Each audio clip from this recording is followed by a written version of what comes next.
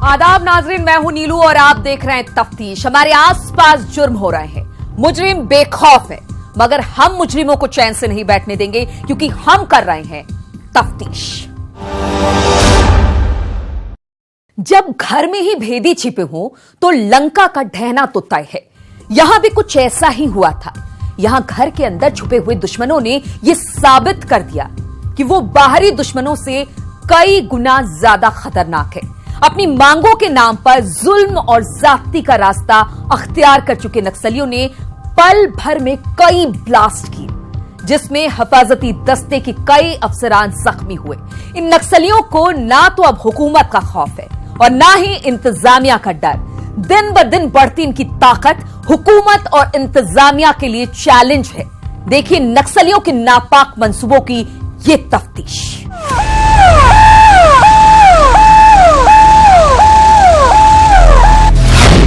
नक्सलियों की बड़ी साजिश।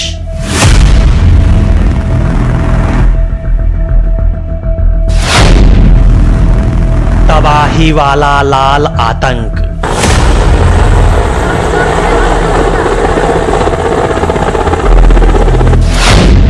आईईडी किया ब्लास्ट।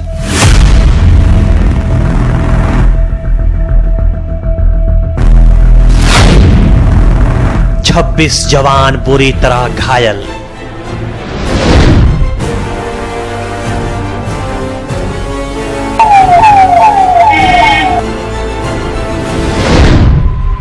चप्पे चप्पे पर पुलिस है। अस्पताल में चारों तरफ अफरा तफरी है। हर तरफ गहमा गहमी मची हुई है। पूरे प्रशासनिक विभाग में खलबली है। इलाके में चारों तरफ सन्नाटा है, क्योंकि लाल आतंक एक बार फिर से एक बड़ी साजिश को अंजाम दिया, जिसमें हमारे 26 जवान घायल हो गए, जिनमें से 11 जवान बुरी तरह से जख्मी हैं, जिनका इलाज अस्पताल में चल रहा है। लेकिन अब हम आपको इस पूरी वारदात के बारे में हर वो चीज बताने जा रहे हैं कि दहशतगर्दों ने इतनी बड़ी घटना को कैसे अंजाम दिया। रिरिंगदा का यह इलाका, यही वो पहाड़ है जहां पर आईडी ब्लास्ट हुआ था। नक्सलियों ने ताबड़तोड़ गोलियां चलाई थी और नक्सली पुलिस मुठभेड़ हुआ था। उसके बाद से लगातार सर्च अभियान जारी है। एसपी चंदन कुमार सिन्हा समेत तमाम बड़े पुलिस अधिकारी और पुलिस के जवान यहां एलआरपी अभियान चला रहे हैं और नक्सलियों को कहां है इसका पता लगाने में जुटे हैं। दरअसल इस घटना को अंजाम नक्सलियों ने उस वक्त दिया जब हमारे जवान सरायकेला के खरसावां थाना इलाके के रायसिंदरी पहाड़ पर एलआरपी अभियान चला रहे थे। इसी दौरान नक्सलियों ने आईईडी ब्लास्ट कर दिया, साथ ही ताबड़तोड़ गोलियां भी बरसाने लगे, जिसके जवाब में हमारे जवानों ने भी गोलियां चलाई। करीब आधे घंटे तक पुलिस और नक्सलियों के बीच मुठभेड़ चलता रहा। पुलिस को भारी पड़ता देख नक्सली भाग खड़े हुए। ऑपरेशन के दौरान नक्सलियों ने जो है बारगीसों का विस्फोट किया, जिसमें जवान घायल हुए हैं और ऑपरेशन जारी है।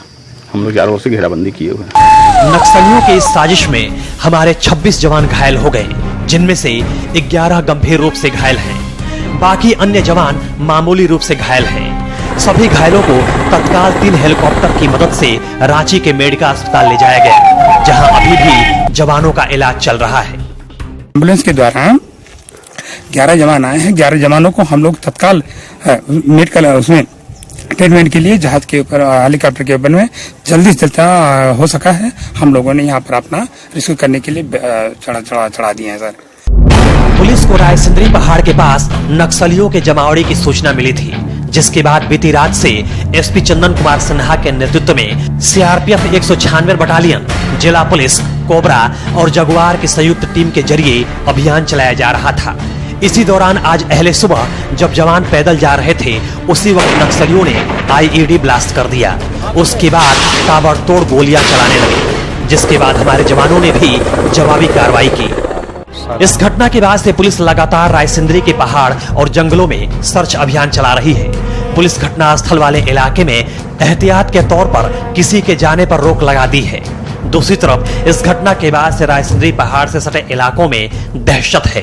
और ऐसा तो देर हुए थे कि 10-15 मिनट बाद फिर हो गया, फिर 10 मिनट बाद फिर हो गया, 3-4 बार ऐसा हो गया। लास्ट अंतिम में पूरा जबरदस्त हुआ। आपको बता दें कि सरायकेला जिला के खरसावां थाना इलाके में मई महीने में ये तीसरी नक्सली घटना है। पहली घटना 3 मई को घटी थी, जब लोकसभा चुनाव के दौरान नक्सलियों ने खरसावां बाजार के पास बीजेपी के चुनावी कार्यालय को विस्फोट करके उड़ा दिया था, जिसमें कोई हताहत तो नहीं हुआ था, लेकिन चुनावी कार्यालय बुरी तरह से ध्वस्त हो गया था।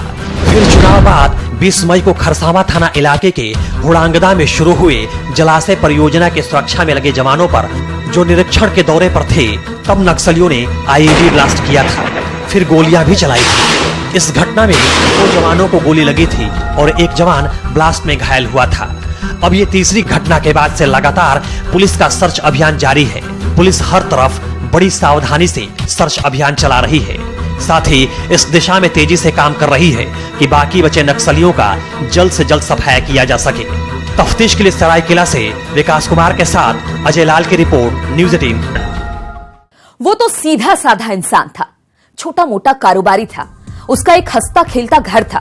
वो हमेशा रोजी रोटी की जद्दोजहद में लगा रहता था, लेकिन उन जालिमों को भला कहां ये भाने वाला था। उन भेड़ियों की उसकी हंसती खेलती दुनिया पर नजर टिक गई थी। उन दरिंदों ने उसको अगवा किया, फिरौती की मांग की गई। फिरौती ना मिलने के हालात में उस बेकसूर ताजिर का कत्ल कर दिया गया। देखिए बेखौफ मुजरिमों की खौफनाक तफ्तीश। बेखौफ हो रहे अपराधी, सरेआम हो रही हत्याएं, नहीं थम रहा अपराध, अपहरण के बाद हत्या।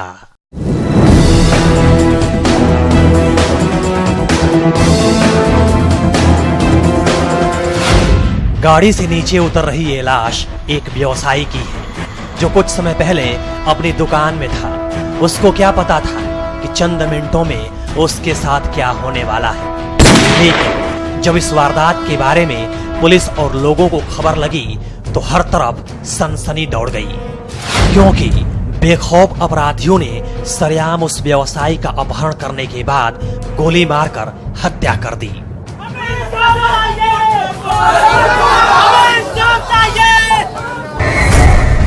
दरअसल ये मामला बेगूसराय के वीरपुर थाना इलाके के वीरपुर बाजार का है। मिली जानकारी के मुताबिक गल्ला व्यवसायी पृथ्वी चौधरी अपनी दुकान में थे। उसी वक्त अपराधियों ने उनका अपहरण कर लिया, जिसकी तत्काल सूचना पुलिस को भी दी गई। लेकिन जब तक पुलिस कुछ समझ पाती, अपराधी व्यवसायी को मौत के घाट उतार चुके थे। मौके पर मौजूद लोगों का कहना था कि पृथ्वी चौधरी आज अपने प्रतिष्ठान पर बैठे हुए थे। इसी दौरान 2 बाइक पर सवार 4 नकाबपोश अपराधी उनकी दुकान पर आ धमके और हथियार का भय दिखाकर उनको दुकान से बाहर निकलने के लिए कहे। जैसे ही पृथ्वी चौधरी दुकान से बाहर निकले, अपराधियों ने बाइक से ही उनका अपहरण कर लिया।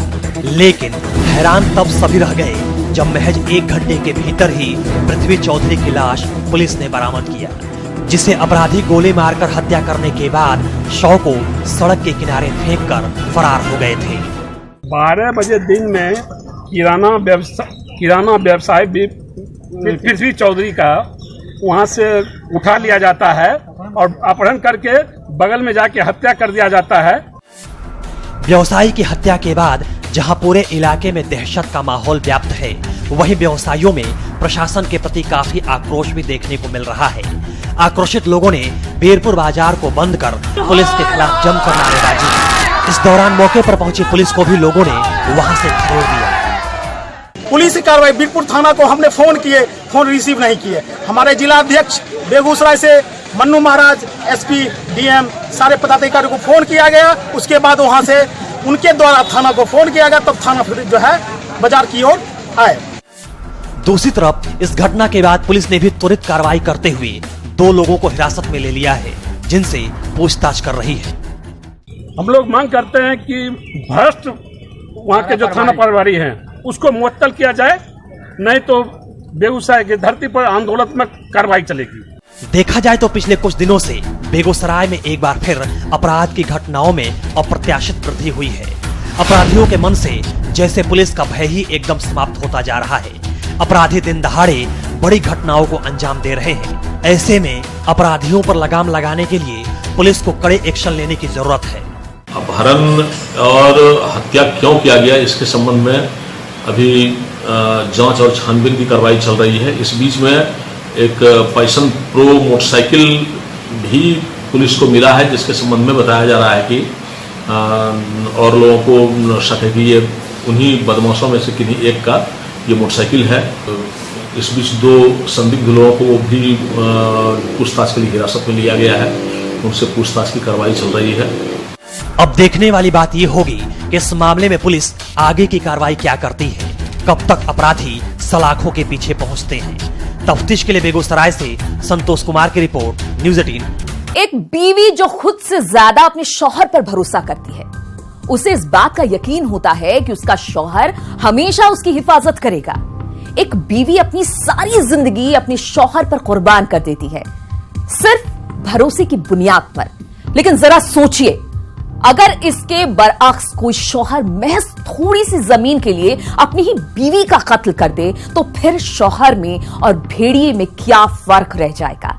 देखिए, तफ्तीश और मातम कीजिए इस समाज पर, जहां रिश्तों का खून एक आम सी वारदात बन चुकी है। पति की पाप कहानी,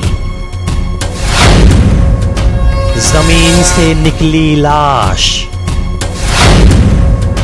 जिंदगी पर भारी पड़ी जमीन, लाश निकलते ही मचा हाहाकार।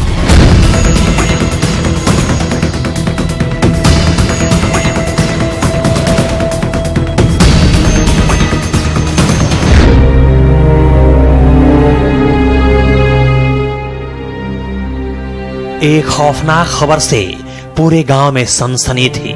हर कोई हैरान परेशान था। जिसने भी उस दहशत भरी वारदात के बारे में सुना, उसके शरीर में सनसनी सी दौड़ गई। दिल को झकझोर देने वाली वो तस्वीर वाकई में भयानक थी। चंद पलों में यह खबर पूरे इलाके में आग की तरफ फैल गई। आनन फानन में पूरा गांव उस जगह पर उमड़ पड़ा था जहां जमीन के भीतर से लाश निकल रही थी। बच्चे, बूढ़े, जवान, हर कोई इस हकीकत को जानना चाह रहा था कि आखिर वो कौन हैवान है जिसने इस दहशतगर्दी को अंजाम दिया है। मौके पर पुलिस भी मौजूद थी। पुलिस के इशारे पर एक स्थान पर खुदाई शुरू हुई।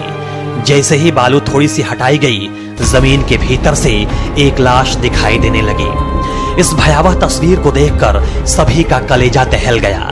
लाश महिला की थी, लेकिन इस वारदात के पीछे की वजह क्या है? आखिर वो हत्यारा कौन है जिसने इस महिला को बेरहमी से मारकर जमीन के भीतर गाड़ दिया था? इस वारदात की हर एक हकीकत अब हम आपको बताते हैं। दरअसल ये घटना सुपौल के त्रिवेणीगंज थाना इलाके के मिर्जवा गांव की है और इस महिला की पहचान 43 वर्षीय रीता देवी के रूप में हुई है, जिसकी शादी 20 साल पहले कैलाश यादव से हुई थी। शादी के कुछ साल बाद कैलाश ने एक दूसरी शादी भी कर ली। मिली जानकारी के मुताबिक दूसरी शादी को लेकर रीता देवी और कैलाश यादव में काफी दिनों से घरेलू विवाद चल रहा था। इसी दौरान इस विवाद में एक और मोड़ आ गया। कैलाश यादव की मां ने अपने नाम के 2 कट्ठा जमीन को पहली पत्नी रीता देवी के नाम कर दिया। 2 कट्ठा जमीन को लेकर पत्नी रीता देवी और कैलाश यादव में आए दिन विवाद के साथ साथ मारपीट भी होने लगा और ये विवाद इतना बढ़ा कि एक दिन कैलाश यादव अपनी दूसरी पत्नी के साथ मिलकर पहली पत्नी को पीटते पीटते जान से मार डाला। तो 24 के रात में ये सर से हमारा बहन का मारपीट करके मारपीट क्या कर दोनों हमारा बहन के सौतन सतरहन कैलाश यादव लाश कैसे से मतलब ओकरा गुम क्या दिल के अच्छा हाँ। गुम करे के बाद जैसे से पुलिस का आवेदन दिलिए 25 का। अगर पुलिस छानबीन करती है तो ओकरा अच्छे से पकड़ लेती है। हमारे बहन जिंदो रह सके रहा तो वो पीछे से पुलिस छानबीन नहीं कल के 26 का पता चल रहे कि जो फलां जगह लहा से पब्लिक पता चल रहे तो पब्लिक ऐसे से फोन कल के बड़ा का तो लाश मिल ले। हत्यारे पति की हैवानियत इतनी भर नहीं थी। हत्या के बाद दरिंदे पति ने अपनी पत्नी के शव को गांव के ही बांस के बगीचे में मिट्टी के नीचे गाड़ दिया। लेकिन इसी बीच इस बात की भनक रीता देवी के परिजनों को लग गई, जिसके बाद पीड़ित परिजन अपनी बेटी के ससुराल पहुंचे तो देखा पूरे घर में ताला जड़ा हुआ था। जिसके बाद रीता देवी के परिजन त्रिवेणीगंज थाना पहुंचकर अपहरण और हत्या का मामला दर्ज करवाया। 4 दिनों तक पुलिस मामले की पड़ताल करती रही, जिसके बाद पुलिस ने इस पूरे मामले से पर्दा उठा दिया। अनुसंधान में जुटी पुलिस ने जमीन को खोदकर शव तो बरामद कर लिया, लेकिन इस वारदात को अंजाम देने वाला हत्यारा पति अभी भी पुलिस की गिरफ्त से बाहर है। इसके वाहन की लाश गंभीरपुर वार्ड नंबर 1 में बसबिट्टी में गड़े होने की सूचना मिली। इस सूचना पर हम लोग सभी आए हैं एवं लाश की शिनाख्त कर ली गई है। इनके परिजन भी आए हुए हैं तथा अग्रतर कार्रवाई की जा रही है। इस मामले में पीड़ित परिजनों के दबाव में पुलिस ने कैलाश यादव के पड़ोस में रह रहे शत्रुघ्न यादव और उसकी पत्नी को गिरफ्तार कर जेल भेज दिया। हालांकि ग्रामीण और पीड़ित परिजनों के मुताबिक वो दोनों निर्दोष हैं। गांव के लोग और पीड़ित परिवार का कहना है कि इस वारदात का असली हत्यारा मृतका का पति है, जो अभी भी फरार है। इसमें अब तक एक गिरफ्तारी जो उनके पति हैं, उनके भाई हैं शत्रुघ्न यादव, उनकी गिरफ्तारी हुई है। आगे की कार्रवाई की जा रही है। फिलहाल मामले की जांच कर रही पुलिस हत्यारे पति और उसकी दूसरी पत्नी की तलाश में लगी हुई है। दूसरी तरफ जिस तरह से समाज को कलंकित और शर्मसार करने वाली इस घटना को हत्यारे पति ने अंजाम दिया है, उससे अभी भी पूरे गांव में सनसनी का माहौल है। अब देखना यह है कि पीड़िता के परिजनों को कब तक न्याय मिल पाता है और इस घिनौनी वारदात को अंजाम देने वाला हत्यारा पति पुलिस के हत्थे कब तक चढ़ता है। तफ्तीश के लिए सुपौल से अभिषेक मिश्रा की रिपोर्ट, न्यूज़ 18। बिहार में जरायम का ग्राफ दिन पर दिन बढ़ता जा रहा है। वहां मुजरिमों के हौसले कितने बुलंद हैं, इस बात का अंदाजा आप इस बात से लगा सकते हैं कि अब वहां के अवाम अपने घरों में भी महफूज नहीं है। आम शहरी दिन रात डर के माहौल में जीने को बेबस है। हुकूमत और इंतजामिया कुछ भी दावे करे, लेकिन यह दावे हकीकत से कोसों दूर है। देखिए इंतजामिया को आईना दिखाती हमारी ये तफ्तीश। दबंगों की दरिंदगी, मौत का नंगा नाच, घर में घुसकर फायरिंग, युवक को गोलियों से भूना,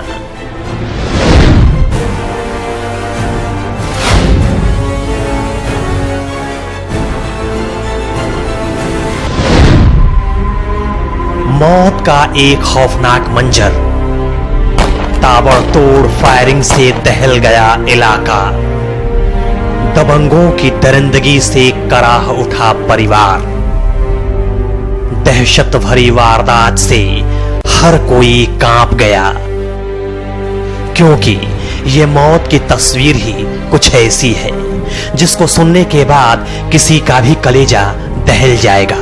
इस वारदात की हर एक हकीकत हम आपको बताने जा रहे हैं कि किस तरह से दहशतगर्दों ने एक घर में घुसकर मौत का नंगा नाच किया। दरअसल ये मामला गोपालगंज के फुलवरिया थाना इलाके के कोयला देवा गांव का है, जहां कुछ दबंग एक घर में घुसकर ताबड़तोड़ फायरिंग करने लगे। दबंगों ने निशाना बनाते हुए घर के एक युवक धीरेन्द्र प्रसाद उर्फ बच्चन सिंह को 4 गोलियां मार दी। युवक को 3 गोली सीने में और 1 गोली गर्दन में लगी है। धनंजय सिंह जी, पंकज सिंह जी, शिवजी सिंह जी, उनका लड़का अजय सिंह। अच्छा, 4 आदमी सामने पहले आके गोली चलाए। हम भाग के यहाँ थाने में आके बताए हैं, कंप्लेन भी करा के गए हैं, एक आदमी का ट्रीटमेंट करा के गए हैं, अभी घर नहीं पहुंचे हैं। जब तक दूसरा वो लोग एक राउंड फिर आके मेरा छोटा वाला भाई मिल गया है, इसको मार दिए हैं गोली। वारदात को लेकर मिली जानकारी के मुताबिक इस घटना के पीछे जमीन विवाद बताया जा रहा है। दरअसल 27 वर्षीय धीरेन्द्र प्रसाद उर्फ बच्चन सिंह, जो चंद्रसेन सिंह का पुत्र था, एक विवादित जमीन पर सोमवार को दुकान का निर्माण करा रहा था। इस जमीन पर दबंग पड़ोसियों ने पहले भी काम रोकने का प्रयास किया था। जब सोमवार को पीड़ित परिवार जमीन पर दुकान के निर्माण का कार्य जारी रखा, जिसके बाद बौखलाए दबंग सरेआम घर में घुसकर ताबड़तोड़ फायरिंग करने लगे। हत्यारों ने धीरेन्द्र को 4 गोली मार दी, जिससे उसकी मौके पर ही मौत हो गई। एक खेत है, खेत के चलते अच्छा, जमीनी विवाद है। 44 लगा हुआ था, वो हम लोग बनवा रहे थे घर, वो लोग 44 कर रखे थे। अच्छा, पहले से आप पुलिस को सूचना दिए थे? सब कुछ है। उसके बावजूद भी? हाँ जी। इस खौफनाक वारदात ने पूरे परिवार को दहशत से भर दिया। सिर पर मंडराती मौत ने पूरे परिवार को हिला के रख दिया था। घटना के बाद चारों तरफ अफरा तफरी मच गई। लोग अपने घरों में घुस गए। अभी भी पूरे गांव में सन्नाटा पसरा हुआ है। हालांकि पीड़ित परिवार किसी तरह से बुरी तरह से घायल धीरेन्द्र प्रसाद को लेकर अस्पताल पहुंचे, लेकिन जांच के बाद डॉक्टरों ने धीरेन्द्र को मृत घोषित कर दिया, जिसके बाद पूरे परिवार में मातम पसर गया। दरवाजे से वहाँ काम चल रहा है घर का, वो बालू पर से वो इस भाई को उठा लिया। धनंजय सिंह, शिवजी सिंह बाह पकड़े हैं और पंकज सिंह, और उससे एक नाली बंदूक है उनके यहाँ, उससे पंकज सिंह गोली चलाया है। मृतक के भाई मृगेंद्र सिंह का भी कहना है कि इस विवाद की शुरुआत जमीन पर दुकान बनवाने को लेकर शुरू हुआ, जिसके बाद पंकज सिंह, अजय सिंह, शिवजी सिंह, धनंजय सिंह ने अंधाधुंध फायरिंग शुरू कर दी, जिसमें उनके भाई धीरेन्द्र उर्फ बच्चन सिंह को 4 गोली लगी। पीड़ित परिवार के मुताबिक दबंग पड़ोसी धनंजय सिंह हथुआ के जेडीयू विधायक राम सेवक सिंह का पूर्व बॉडीगार्ड भी रह चुका है। वह अपने रसूख के बल पर और विधायक के पैरवी के बल पर पहले भी कई बार पीड़ित परिजनों को परेशान कर चुका है। हमारा अपना जमीन है, जमीन में हम दुकान बना रहे थे। ये राम सेवक सिंह का बॉडीगार्डिंग कर चुका है। पहले 20 साल पहले मारा था मुसहर को, तो उसी केस में गया हुआ था। ये जेल भी जा चुका है, जो मेरा वो भी है, चाचा लगेगा। वो उसके यहाँ जाके रहा था, जितने दिन वो जेल गया था उससे पहले बॉडीगार्डिंग किया है। वो राम सेवक सिंह उसका पैर भी करा दे रहे हैं। जब 44 टूटता है, सीओ को फोन कर देते हैं, एसडीओ को फोन कर देते हैं और नोटिस निकलवा के 4था बार नोटिस आ जाया हुआ था मेरे यहाँ। इस वारदात की जानकारी मिलते ही पुलिस भी तत्काल मौके पर पहुंच गई और मामले की पड़ताल में लग गई। जांच में जुटी पुलिस ने लाश को कब्जे में लेते हुए पोस्टमार्टम के लिए भेज दिया। साथ ही पुलिस आरोपियों को तत्काल गिरफ्तार कर उचित कार्रवाई करने की बात कह रही है। कुल 4 व्यक्तियों ने सीना में 3 गोली, गर्दन में 1 गोली, कुल 4 गोली मार करके अंधाधुंध फायरिंग करके इनको मार दिया। पीड़ित परिवार ने मामले में 4 लोगों को आरोपी बनाते हुए उनके खिलाफ नामजद मामला दर्ज कराया है। दूसरी तरफ नगर थाना पुलिस ने पीड़ित परिजनों के बयान पर प्राथमिकी दर्ज कर मामले की छानबीन शुरू कर दी है, लेकिन अब तक इस मामले में किसी की गिरफ्तारी नहीं हो सकी है। हालांकि पुलिस 2 महिलाओं को हिरासत में लेकर पूछताछ कर रही है। अब देखना यह है कि पुलिस कितना जल्द अपराधियों को गिरफ्तार कर सलाखों के पीछे पहुंचाती है। तफ्तीश के लिए गोपालगंज से मुकेश कुमार की रिपोर्ट, न्यूज़ 18। तो आज के लिए बस इतना ही, मगर हमारी तफ्तीश जारी है। अगले हफ्ते फिर हाजिर होंगे, क्योंकि ना जुर्म रुके हैं और ना ही रुकेगी हमारी तफ्तीश।